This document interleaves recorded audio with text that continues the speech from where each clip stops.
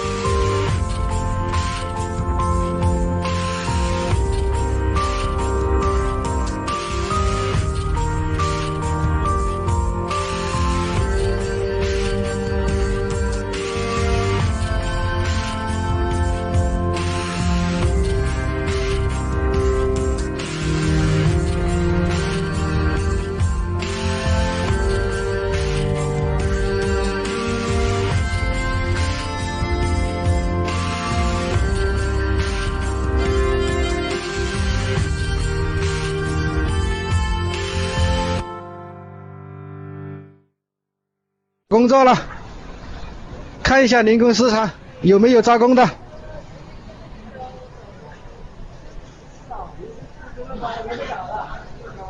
都是找活干的。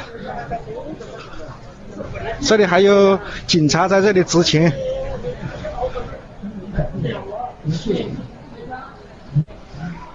都是找工作的，没有一个招工的。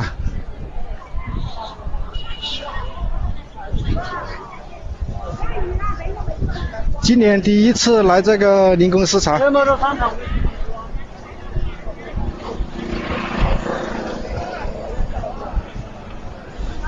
我操，没有一个招工的，搞个锤子啊！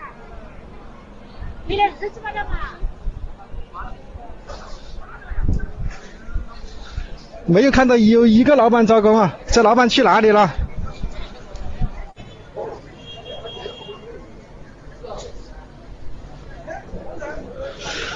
等了1个多小时了，没有看到有老板来招工啊。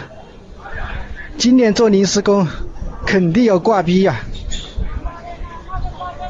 去年做临时工还能吃得起3块钱的挂逼炒粉，今年可能挂逼炒粉都吃不起了。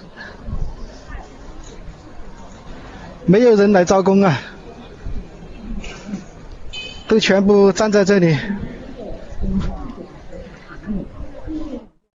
今天是2020年3月31号，看看啊，哈尔滨铁路局。哎呀，这么多职工啊！哈尔滨铁路局大集体职工，这是维权呢，要解除劳动关系，什么不给生活费之类的这事儿。哎呦我的天！这家伙，这要整出2个冠状病毒来可麻烦了。啊！看看啊，看这人，看这人，这是防疫的大牌子，就是看哈尔滨就这么防疫的，就这么防疫啊！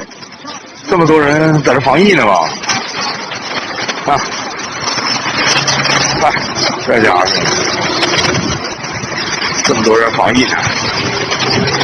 哎呀，看这人，这全国头一份啊！全国头一份。急急忙忙把厂开起来，不到1个月放假了。今天带你们看看新街口转让的店铺啊。第1家奶茶店转让，第2家卖栗子的转让，第3家卖陶器转让，第4家鱼火锅转让，第5家美甲，第6家衣服，第7家卖栗子的，第8家卖炸串的，啊，第9家卖臭豆腐的，第10家卖奶茶的，啊，第11家超市和饭店，第12家卖炸串的。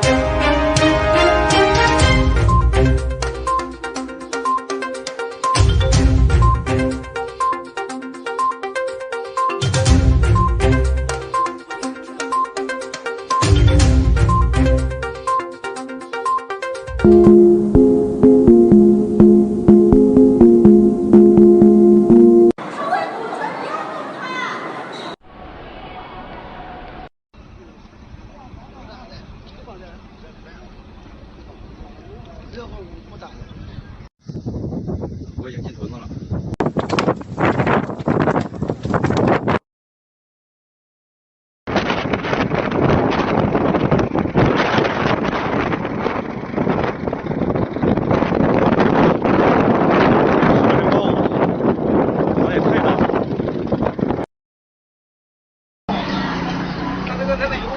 你好，那个益阳药房门口给我来2馒头的2花卷呗。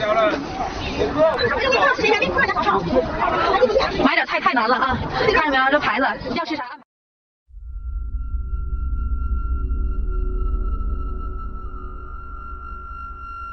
吃啥的？自助咖喱的家不中。这黄山入口这么多的人，然后这景区的话，既然复工了，你这个服务应该跟得上，对吧？这么多的人。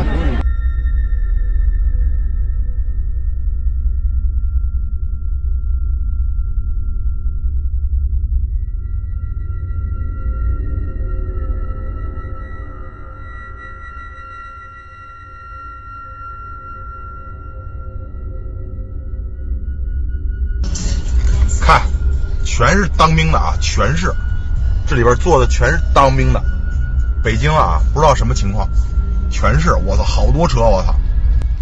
拥护习主席，拥护习主席，拥护党中央，拥护党中央，打击不平贪官，打击不平贪官，还我血汗钱，还我血汗钱，拥护习主席，拥护习主席，拥护党中央，拥护党中央，打击不平贪官，打击不平贪官，还我血汗钱，还我血汗钱。哎，不是领导别别别，不是领导别说，不是领导别别别，好，来别别别，还钱，人民第一，人民第一，现在还钱，现在还钱，人民第一，人民第一，现在还钱。进京方向全部掉头，全部掉头，不让走，不让走。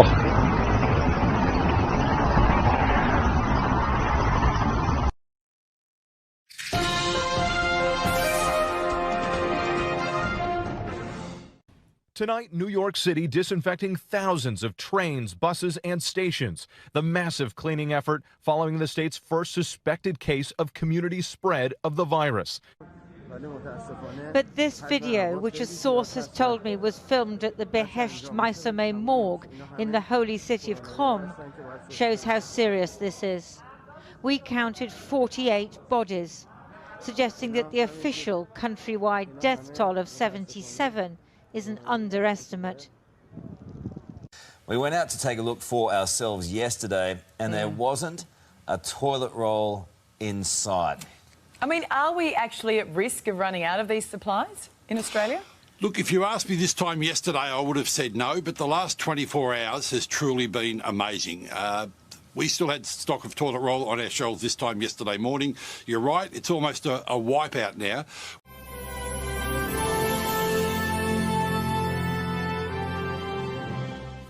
This is at Fox News Alert, and overnight, apparently the President of the United States has invoked the Defense Production Act to get more of the N95 masks that are so desperately needed by our frontline responders from 3M.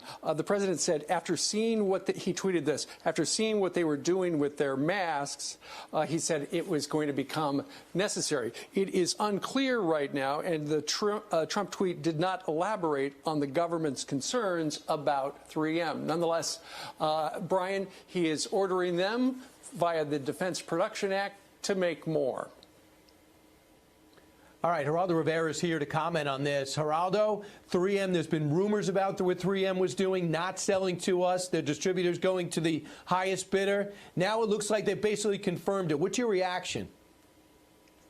Well, you know, first of all, I have to give you full disclosure. I'm a minor stockholder in 3M. I just bought the stock some weeks ago for my children and their trusts. So I'm shocked. I'm embarrassed by it. 3M, when I bought it, you know, it's a 1902 formed company, St. Paul, Minnesota, red-blooded American company, been around forever, manufacturing company, but they have plants now around the world. And one of their biggest plants manufacturing the N95 mask that is in such crucial demand here in the United States is located in Shanghai, China. China says to 3M, you make them here, they stay here. We want them. You cannot export them. So 3M is caught between a rock and a hard place between President Trump and President Xi. Xi saying no exports. Trump saying you're an American company, you know, sell your goods to America. This is a classic example of why we've become addicted to Chinese politics, Chinese manufacture. They are holding us hostage. Even an American company can't export its masks from their Chinese plant China. To the United States. China. It's outrageous. Yeah, you know, it's not just China, Geraldo. Critics are calling this criminal.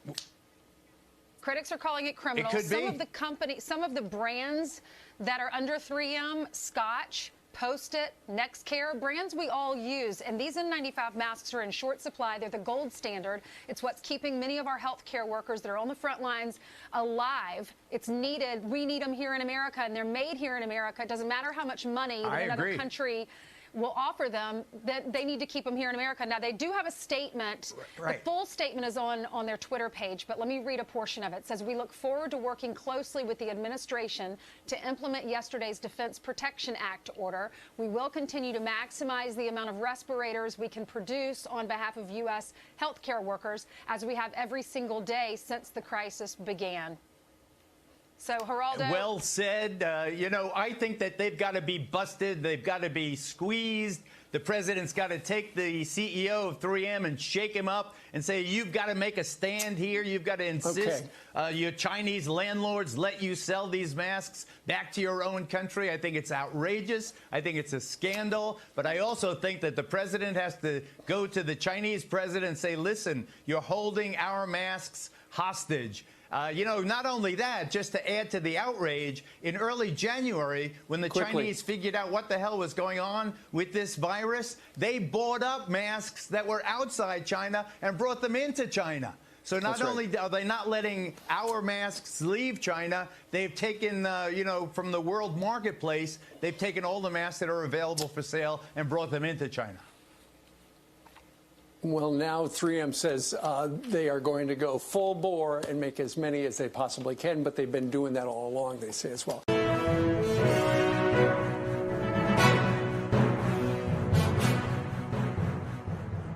Saying the Chinese Communist Party, the leadership of the Chinese Communist Party, knowing that they had a big outbreak of a SARS-type epidemic in Wuhan and Hubei province, suppressed that information from the Chinese people overall, and then worked hand in glove sometime in early to mid-January with the World Health Organization. How do you back that up? Because of the statements of the World Health Organization, as well as, of course, from the Chinese themselves about what was happening. You'll recall, Steve, and you've called attention to it, in many respects, the disastrous meeting on January 23rd at the World Health Organization, where there was that sharp debate concerning about whether this was, in fact, an emergency or whether it was not. And the Director General, Tedros Adhanom, of course, came down on the Chinese side, working with Xi the message that the Chinese Communist Party wanted to advance, that in fact it was not an emergency, that everything was was under control, and in fact there didn't have to be any travel restrictions at the globally, obviously, or even within China, even while the Chinese were beginning to impose the lockdowns that you called attention to, of course, in January. So the muddle was intentional, right? The cause of this of the outbreak rests on the shoulders of the Chinese Communist Party and its leader Xi Jinping, as well as secondarily with the World Health Organization. So the world has to demand accountability, right? You can't do this. You can't foster a pandemic, and you can't destroy the world's economy and have the hundreds of thousands, of course, of lives that have been impacted by this, and indeed there will be millions of lives impacted by this, the thousands of deaths worldwide, the destruction of the global economy, and great damage, of course, to individual economies throughout the world. There has to be accountability, which is why we ask, when did Xi Jinping know this, and why didn't he say anything about it, right? I mean, that China's responsible. If it were a normal state, right, if it were a normal great power, and if it were responsible, it would have shared information rather than suppressing it. It would have worked with the CDC. It would have worked with other international actors to call attention to this. It would have given the world insight into just how bad this was and worked to arrest it, to stop it. And in fact, it did the reverse.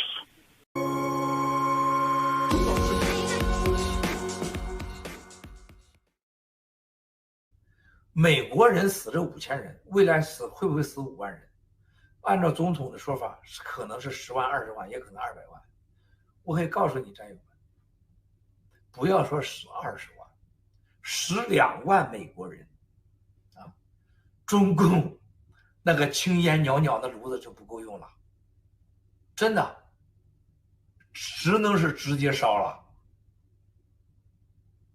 那9000万党员，聪明的人提前举白旗，或者在爆料革命这块登个记，或者到法治基金捐点钱，证明啊，我给所有的人，我这法治基金钱也不是捐给我的。